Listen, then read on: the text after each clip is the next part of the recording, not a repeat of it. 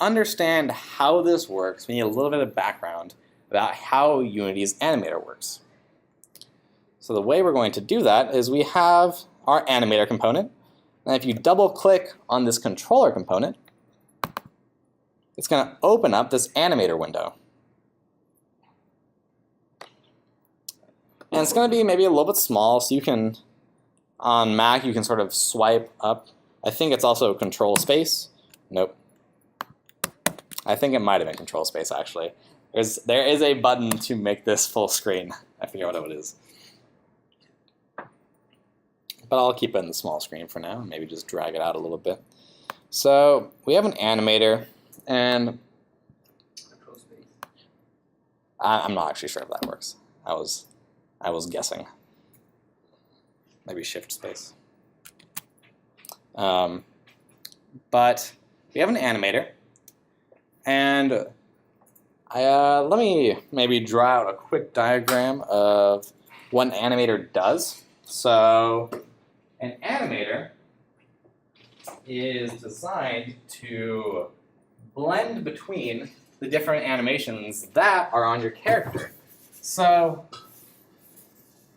in this case, we have our player, and it can stand, it can move, it can walk, it can run, it can probably jump, it can attack, it can roll. We saw all those things. So the way it's going to work is, say we have this box right here, and this is going to be called idle. Idle just means we're standing. We're not moving, we're just hanging out. So what we want to tell Unity is from an idle state, so while we're standing, we can go up to walking.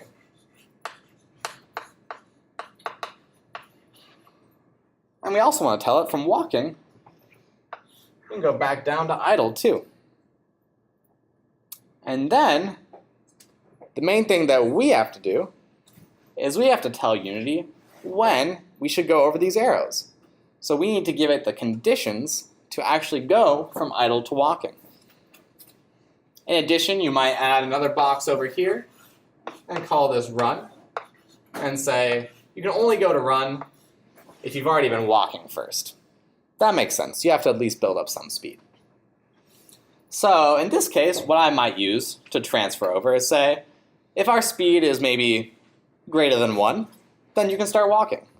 Your speed's greater than 5, maybe then you start running. And the opposite for going backwards. So that's a brief overview maybe how an animator works. It's called a state machine. So these are all different states that we can transfer between. And there's a few special ones, if you can see on the screen right there. Exit, entry, and any state.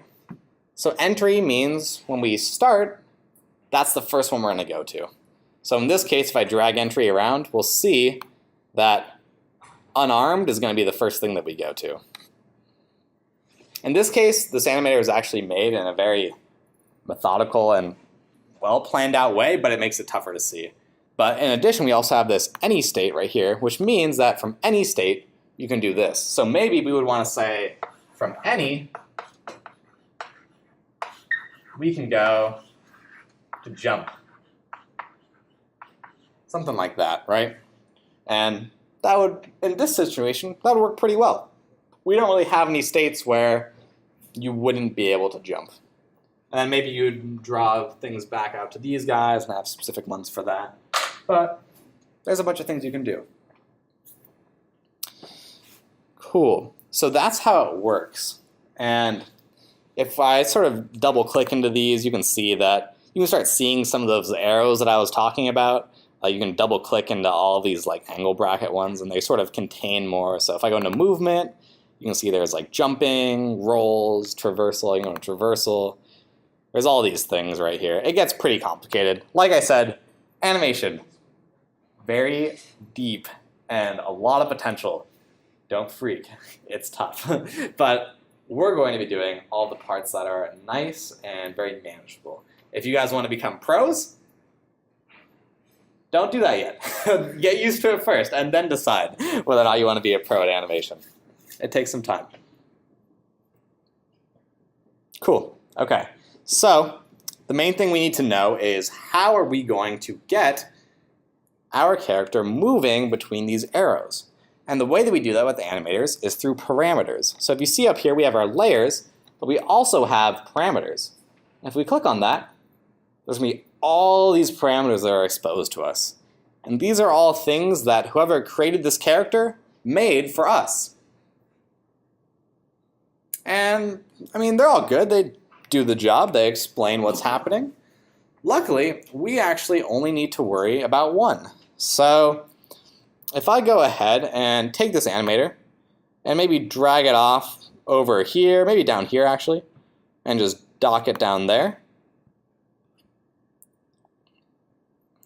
that'll actually, and if I go to my game view and turn off maximize on play, if I press play,